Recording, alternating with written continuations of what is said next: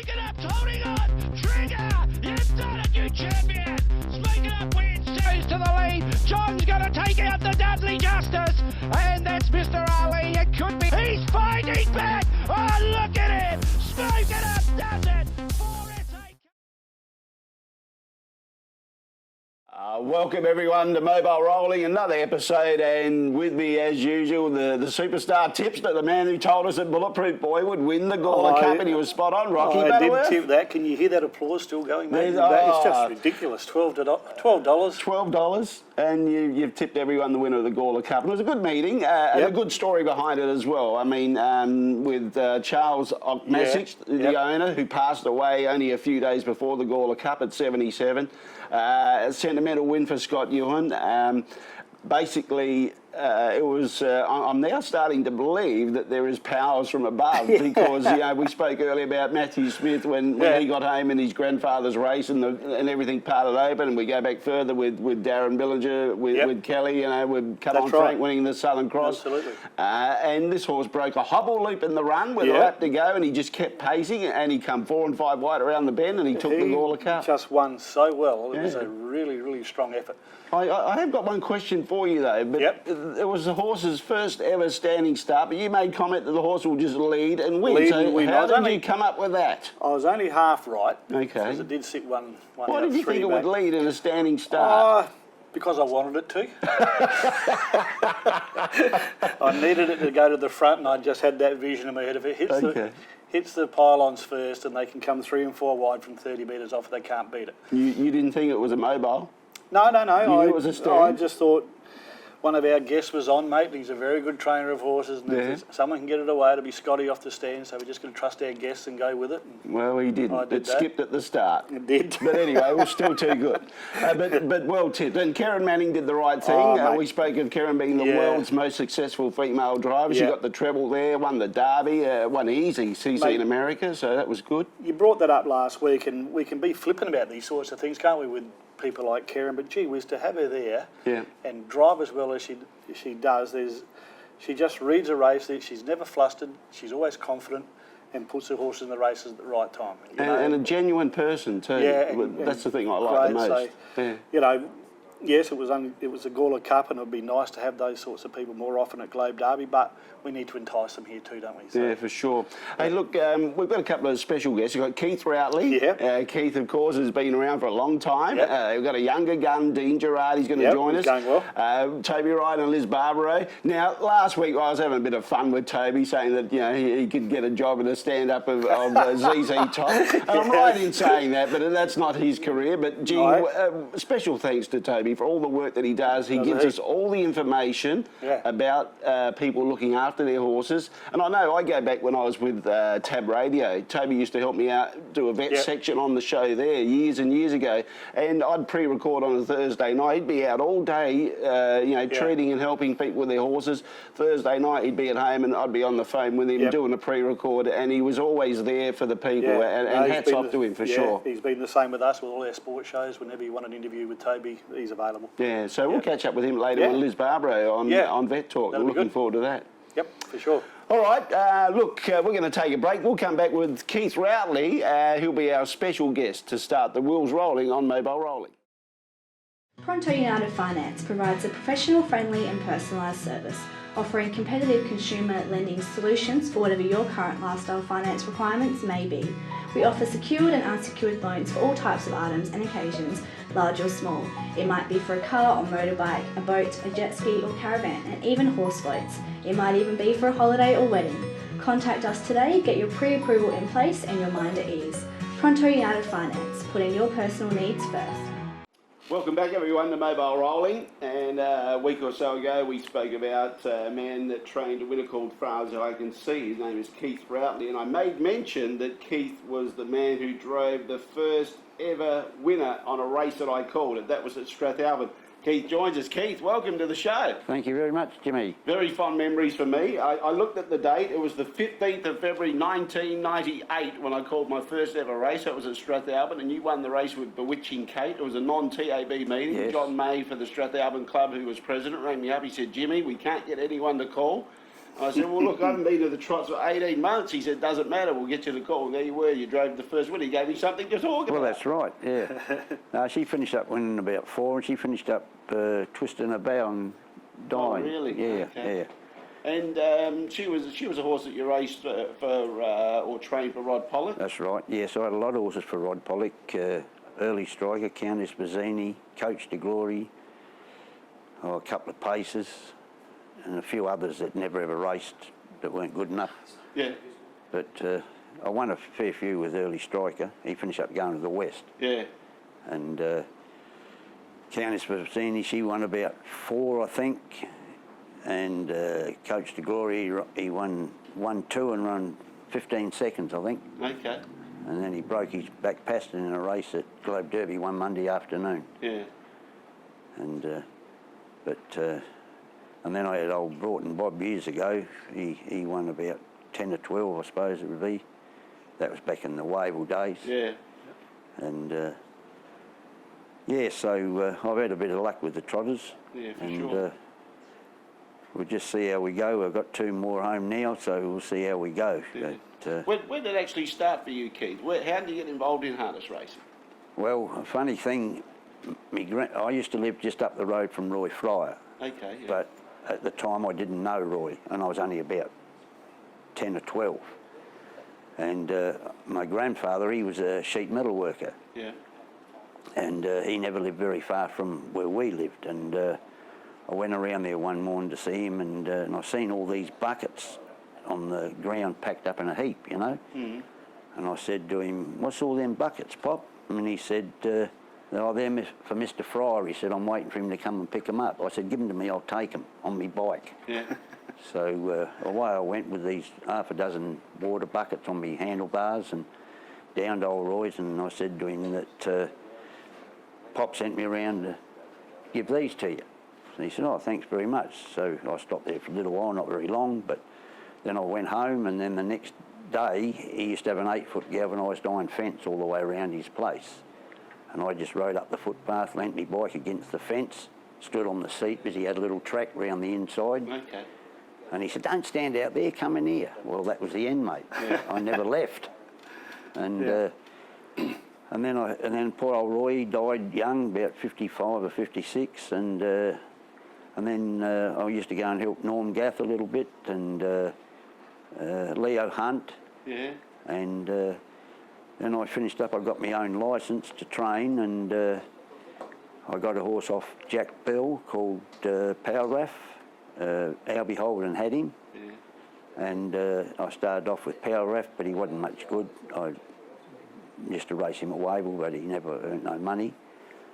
And then I said to Jack, I said, I don't think I'll have this horse, Jack. He said, well, I don't want him back. I said, well, how much do you want for him? He said, oh, 20 quid. And I said, oh, hell, I said, I haven't got 20 quid, Jack. Because I only just started work, you know. And so I said to me mate, I said, give us £10 and we'll buy this horse and we'll sell him for a hack.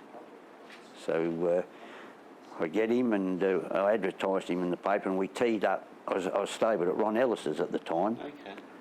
And we teed up Peter Clark and the jockey to come round to have a look at him, to stick it up Ellis. Okay. And he drives in, and I said to Ellis, looks like here comes somebody looking at that horse. He said, leave it with me. He said, leave it with me. And he said to Peter Clark, and he said, can you ride, mate? He said, oh, a little bit. He said, oh, he's pretty quiet. So Clark got on him and just rode him around. Didn't even have to put a bridle on him. Yeah. And we let him go for a while, and we said to Ellis, do you know who that is? He said, no. We said, Peter Clark and the jockey. We said, we got him to come round here and stir you up. A lot of history there, isn't there? There is. Yeah, so I finished up selling him for £25. Did you? Yeah. Well, that's good. Someone bought him for a hack, but he was a lovely horse, lovely, quiet horse. Yeah. And then I left Ronnie's, and I went to Graham Keatley's down at Plimpton, Camden, and I had my horses at Graham's for a few years, and then I bought my own place at Richmond, and I built stables there. And Graham and I were mates for 50 years, and then when I used to always ring him up, and when he shifted up to, he was at Virginia, close to Virginia, Two Wells, close to Two Wells, and I used to go around and see him, and he'd come around my place, and no, we used to have a lot of fun. We took horse up to. I got a horse once. I went up to Port Pirie, and I seen this horse, a horse called Tibetan Gold, and it was stand and starts them days, and when the barrier went, it just stood there and pranced, you know. So, and she lost probably 50 metres and she ran fourth. And I said, Kevin Wiedenbach owned her, and I went and asked him if he'd want to lease her. And he said, well, let me know, he'll let me know tomorrow morning. That was the Saturday. So I said, all right, so I ring him up, and he said, yes, you can take her. So up I go to Kadina to pick her up. And we worked on her a little bit, me and Graham. We won't tell you what we done, but we worked on her a little bit. She didn't prance at the barrier no more. Yeah. At any rate, I put her in a trial at Wayville Oval, and those days you could put any name you liked down, you know, so I put down Goldorus. Okay. And they said to me, what front is she? I said, it doesn't matter, just put her in any trial. So they put her in a trial and in with Bonadius. Okay. And she's run second to Bonadius. So I said to Graham, I said, what we might do is nominate her for Whyalla, because everybody up that way knows what she's like. And we'll take her up and we might get a quid. And Graham said, well, I'll get someone to back her. I said, well, if you do that, you drive her. So away we go to Whyalla. 25 to 1 she was. It started at 7 to 10 on and won by a whisker. Oh, really? Just got there? Yeah, she went away that day, and she never lost no ground. She was sitting nearly last on the outside, but she was a pretty smart little horse, but she was a bit crazy, pull like hell. So then you bought another house? No. Yeah, but we've had a bit of fun back in them days, the Wayville days. Then we used to go to Barmer every weekend, every meeting they had up there, we'd go up there. Yeah. All the same blokes used to go all the time. Yep. Oh, Freddie Melville and all of them. Ronnie Ellis. Ronnie Ellis, yeah, he used to go. Yeah. Yep. I said, Lenny Sugars was always there. yeah, Lenny used to go up there too, yeah. Well, Ron Ellis said to me one day up at Barmer, he said, you could put your driver down at half an hour before the race up them days. Yeah. And you could scratch half an hour before the race. You could be on the course and just scratch it, you know. And Ellis said to me, he said, give me your drive on that horse. I said, no. I said, you'll pull him up. He said, no, I won't. So I said, oh, well, if you do, you walk home. So anyway, he drew the pole and he galloped away. And I thought, you rotten mongrel. Anyway, he finished up winning. Still won? Still won, Yeah. yeah. And then another day up there, I was up with him again up at Barmera, and John Holson had a horse in it, and his colours were similar to mine. And I'm in front. And the broadcaster's calling me John Holson's horse, and my horse was John Holson's. You know what I mean? The commentators never get it right, do No, they never got it right. So anyway, I was number 4, and I've won by 30 metres. I turned round to come back, you had to weigh in them days, and I turned around, I look up, number 4's not even in the frame. The judge was on side with the commentator. Yeah. So I thought, what's going on here? And old Tom Turner was the steward, and I said, oh, what's going on here, Mr. Turner? I said, I've won by 30 metres, and they don't even race me in the first 4. So we'll change that, he said. So they changed it. And he finished up when he won the race. He won by 30 metres and never even placed him in the first 4. Oh, well, that's why we've got finish links now. Hey, Keith, we've got to wrap it up. Anything quick, Rocky? No, I just sit and listen. And yeah, we can talk all day. But, yeah, yeah, for sure. But Keith, thanks for coming along. Yeah, not a problem. The stories. Yeah. We'll get you back on the show some other time. We'll talk more about Wayville and some of the tracks that have closed over the years as well. Yes, you know? So there's Snowdown. plenty to talk about. Snowtown and others. Snowdown. All right, well, that's Keith Routley. Look, we'll take a break and we'll come back with more here on Mobile Rolling. Etches. With over 30 years combined experience, we endeavour to make your presentation the best it can be. We specialise in all things corporate, from your company's major awards through to your club's trophy needs, as well as sports uniforms and equipment. Our giftware range is second to none, which you can view on eBay. All you do is just type in Etches. Etches is proud to be your one-stop shop, making everything a whole lot easier for you. Etches, proudly supporting harness racing in South Australia. Please come and see us at 142 Port Road, Hindmarsh. Welcome back to Mobile Rolling. Now, for as long as I've followed horse racing at Globe Derby, there's always been a good horse in the Girardi stable, and right now it's no different with Lochinvar Hugo going around, and we welcome Dean into the studio. Well, how you going, mate? G'day, Rocky. Hey, Jimmy. Dean, yeah, good to see you. Going very well. That horse of yours, mate, he's won 9 races since joined your team, about 27k in prize money for you. Had decent form before you got him as well, didn't he, really? So Yeah. thinking you didn't get him too cheaply. No, I seen him on the internet for 30,000, and I said to Dad, I didn't even worry about watching the replays because I thought, 30,000 too dear. I said to Dad, like, look at this horse they got on there for 30 grand, like, and he goes, they just want too much for it, you know. And then about a couple of weeks later, I seen it on there for 15, and I thought, well, dropping it from 30 to 15, I'll have a look at a couple of replays. And then I went through it, and he'd won the Albury Derby, I think it was. Yep. So I watched that, and I thought that was a pretty good win. And I said to Dad, Dad, have a look at this replay. And he watched it, and he goes, bring him up and offer him 10. So I rang Laura Crossland. I didn't know it was Laura at the time, but I rang Laura, and she's like, we really want 15 for him. And I said, his last few runs haven't been that good. I said, what about 10? She said, I'll ask the owners and I'll ring you back. And she rang back about 5 minutes later and said, you can have him for 10. Wow. So, and I didn't really ask much about him and that. I just took him. Yeah, just took a chance. He's done well, like Rocky said. He's won 9. He's only had 11 starts here, you know, and he won 5 in a row when you first got him. So owned by your mum. So mum obviously put the 10k up. Okay, so Dean has paid for the horse, and these blokes are taking the credit, eh? 50-50, I find it. You pay for it. Yeah. So it's done its job so far, hasn't it? Yeah, he's had his first few starts and that. It was, they're pretty easy fields, being the CO and so.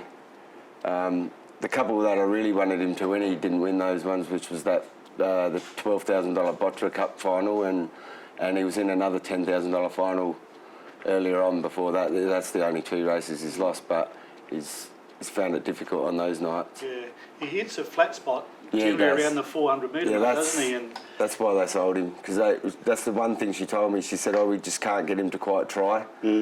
And when watching the replays when I bought him, I thought, well, doesn't try, bloody, he goes pretty good. Yeah. And, he does the sort of same thing at home, but I think I'm slowly working it out of him without having to do anything drastic. So hopefully in time he comes good, But it'll do what he's done so far, so. Yeah, got to be happy for sure. Yeah.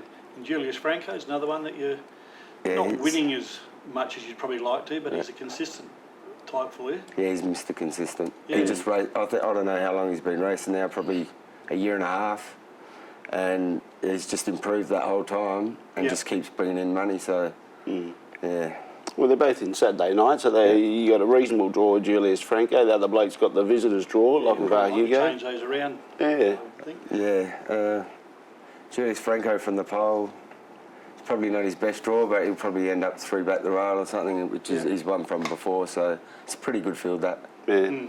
Rocky, I've got to bring something up about Dean, because we've had Keith Routley on the show, and I've told you that Keith won the first ever race that I commentated, which was a non-TAB at Strath. Well, Dean drove the winner of the first ever Inter-Dominion winner that I've commentated. Yes, long time ago. Globe Derby, 1990. And what did he drive? Dynamite, the pony, in the open class pony race. So that's where it all started for you, Dean, I suppose, with the pony races, pretty close to it. Yeah, she's a good pony. It was a long time ago, well, first of all, I started out with the slowest pony at the pony trots, and never won a medal or a trophy for about 2 years. But I didn't care, because until you win something for the first time, you just love doing it to just be there. So I didn't care about running last. And then Dad got, he was the one that cared, and he was like, you don't want to be running last all the time. We've got to get you a new pony. And then an old fella, Ray Richardson, he said, I've got a couple of ponies at home that we got from the wildlife park, and unbroken, like a 4-year-old pony or something she was, and had a foal already. And Dad said, we'll take it. He goes, geez, it can trot out in the paddock. Yeah. And then we took it, and she was a hell of a thing to break in, like 4-year-old pony, probably the hardest thing we've ever broken in, like compared to any horse. Yeah. And yeah, she could just trot, and she'd give him, 400 metre start, and yeah, she's a good pony. Yeah, for sure. Yeah. So what age were you when you started with the serious driving, mate? Oh, straight away. Yeah. Oh, I think I had my first trial drive, probably the youngest of all the drivers that are going around now. I was 15 on a Sunday. Yeah. And Paul Cav was in it with one of their good fast class horses, and I was in there with Dad's horse at the time, Faudo. Yeah. But I was 15 at the trials on the Sunday because I asked around, and the steward said, as long as you got your stabling licence, you can drive at the Sunday trials because you only wore your jeans and a set of colours, so it wasn't really... Yeah. Yeah. Mm. And the stable has always had a good horse, haven't they? Oh, look, it's fair to say Don Girardi, Dean's dad, very good trainer. And now that you've taken over the role, I'm hoping that Dad has taught you a lot of things that he's learned over the time, because he was always meticulous with his horses, always presented them well, and they always raced well, which gave you a good chance to drive some winners as well, Yeah, he always makes sure that they're fully fit and healthy, and yeah, he's a very hard worker, my old man. So he, everything's spot on race day. Yeah. Where do you stable your horses, mate? They're at the farm at Angevale. Okay. Dad's got 60 acres there, and yeah, we've got the stables there and the track, and on the Lucerne farm. So there's a big paddocks, and we keep Lucerne in that, and they can have a pick of the Lucerne every day, or when Yeah. So is it only, the last couple of years you've taken over the training side of things, Dan? Well, only the last... Not even the last year or so? The last 3 months. Okay, is that all? Yeah. So that's since good. I put my name down as trainer. Yeah. Like, otherwise it's, we always do Dad's way, but... Yeah. But there's not much change from my way to his. Probably the horses get a few more days off, and... Yeah. I just try to keep him at that level of fitness like the way Dad has him, so I work him pretty hard on that, but... I always walk them and take them up to the Lucerne, or do something different because I live there. I'll, get them out at night, and after they've finished their feed, and take them for another walk, and do some good, fun stuff with them. Put two together in the paddock, they have a good run around. Or how many have you got in work, mate? I've got 4 in work, and I'm breaking the yearling in from the sales. Okay. Yeah. What one did you buy there? I bought the Murgatroyd For a Reason. Okay. Yeah. I like the For a Reason. Yeah, he's already broken in the bike, pacing, so he'll probably have another week. Yeah. Yeah. And you'll keep him up like you're racing this time in? Yeah, well, if he's mature enough to race as a 2-year-old, otherwise we'll just wait. Yep. Mario Mussolino owns him, so yeah, he doesn't really push us. He doesn't, all the owners love him to race as 2-year-olds, but they've got to be right in the head before they race. So he just puts his faith in you to do the right thing by the horse, which is good confidence. Just be consistent and just work him when you got to work him, and Does Dad keep popping out to the farm and check on you? He's there every day. Every day, making sure you're doing the right thing? He's not allowed to come anywhere near the horses at the moment. So, but he's there doing his Lucerne and that. That's good. Well, thanks for coming in, mate. That's all right. Always good to catch up with the regulars who have supported the industry for so many years, the whole family. Yeah. And your success is going really well, so hopefully you can get another winner on Saturday night. I hope so. Good on you, mate. Thanks for coming in. Thanks. We'll be back after the break. Just Wrecking Toyota, South Terrace Wingfield, for all your recycled and reconditioned parts. Our huge range covers almost every model in the vast Toyota stable. Proudly South Australian with over 25 years in the automotive recycling industry. So, if you want to save some serious money on anything Toyota, call us on 8359 4499 for fast and friendly service. Welcome back and thank you, boys. And here we are again for Mobile Rolling with Vet Talk and with our resident vet, Toby Ryan. How are you today? Yes, I'm well, thank you. So I really would love to talk about ulcers. Ulcers in all these horses. What can you tell me? Yeah, no, good topic. We're finding it more and more prevalent, and one of the reasons for this is because we require high energy diets in these horses to have the energy to sustain the workloads we ask of them and the racing pressure. We often have to fill them up with higher energy, and you know, some of the fast release sources of energy are high in starch and carbohydrates, and we know that combined with a stressful type lifestyle of racing and training, combine that with some of these high starch carbohydrate diets is an unfortunate recipe for ulcers. So it is a prevalent problem.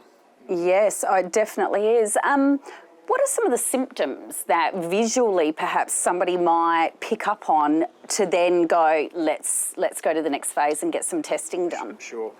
I think one of the first things is they become picky eaters, and they'll often make trips to and from the feeder a lot of times before they'll get through a feed. You know, they lose their sort of desire to stay at the feeder and continuously eat it. They'll be backwards and forwards, often go and have a sip of water, back to the feeder, to and from. They'll take all day to eat a feed, you know, so appetite is a real telltale sign. They'll often lose their nice form structured manure. They'll often become a bit more cow patty and have a more rancid smell to it.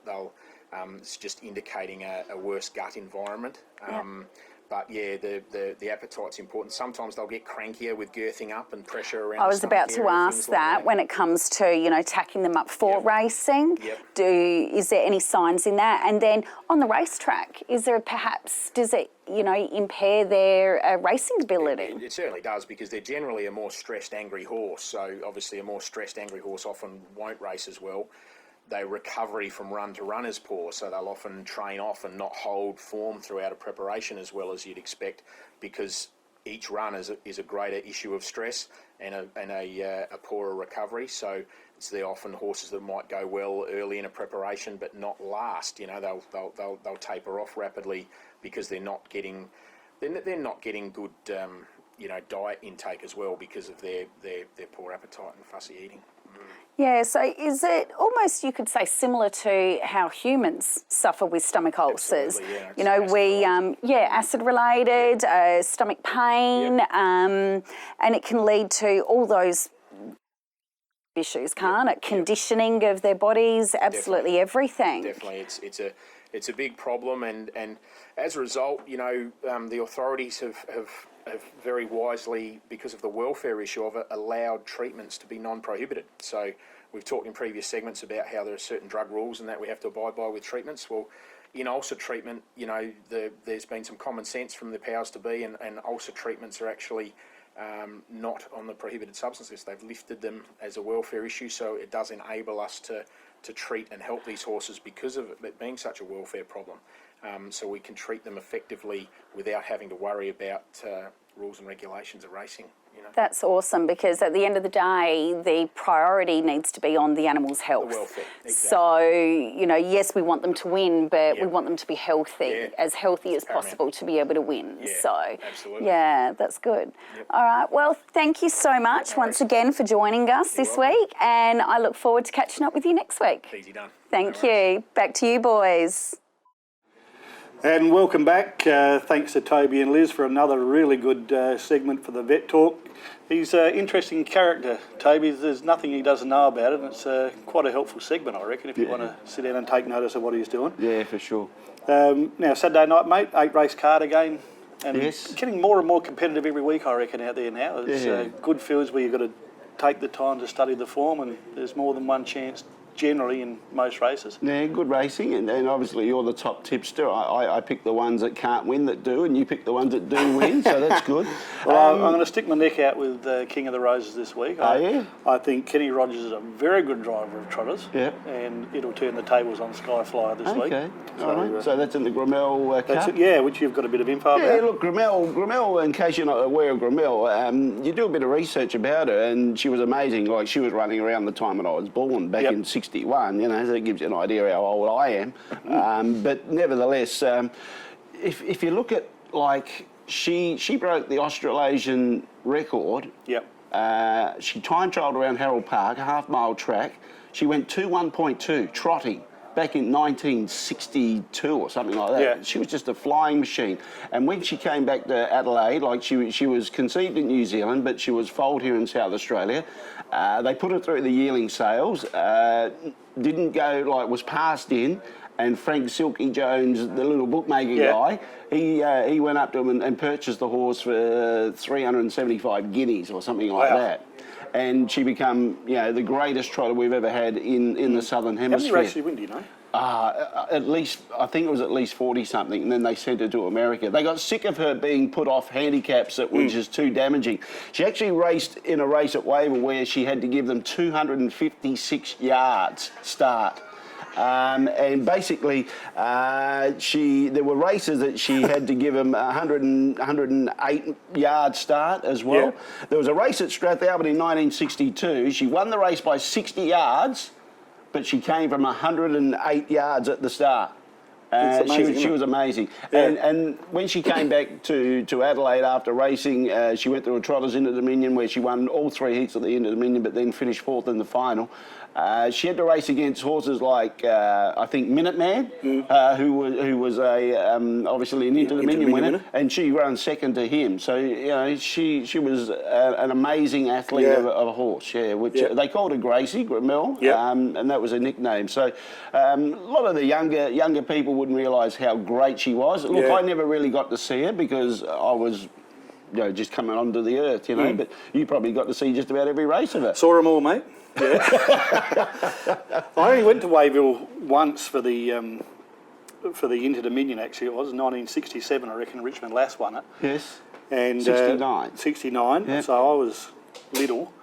And my mum was in Ashford Hospital having a really serious operation, and Dad parked in Leader Street and we saw the lights on, so we actually went to the trots that night and watched the Inter-Dominion while Mum was struggling with this major operation, so we got to see her the next morning, of course, which was good. Still crammed her in somewhere along the way, mate. I remember being there for Richmond Lass, watching that Inter-Dominion. Yeah, just a fantastic I was only about place. 7. Yeah, I was 3. Yeah. Now, mate, we've got Tuesday night we had the HRA ratings-based handicapping system meeting out at Globe Derby. Did you go? I didn't go. I've spoken to numerous people who went. I hear it was good and bad reviews about it. From my initial thoughts, and I don't mind the concept yet. I haven't read the whole document, but what I'm seeing, I don't mind. Yeah, look, I haven't delved into it at all, but we'll see what develops. Yeah. Yeah, I mean, people had their chance. We mentioned last week that it was going to be on, that they had something to say, they needed to be there to exercise their right of opinion. Yep. And they've had that chance to do that, so we'll see what develops. See what happens out of it, mate, for sure. Yeah. Now, we've had Scott Ewan in, who's had Bulletproof Boy get the cash. Yes. We've had Greg Norman in, he throws the Gawler Derby his own way. Yes. And now we've had Dean Girardi in with Lochinvar Hugo Saturday night, so he's got a bit of pressure on to keep the form of us. He thrives. He thrives on pressure, Dean does. He does. Yeah, he loves it. Yeah. So we're on. Yeah. Righto. That's what we've got this week. Thanks for joining us, Jimmy Jacques, as usual. Great colleague to have, and thanks to our guests for the show this week. See you next week.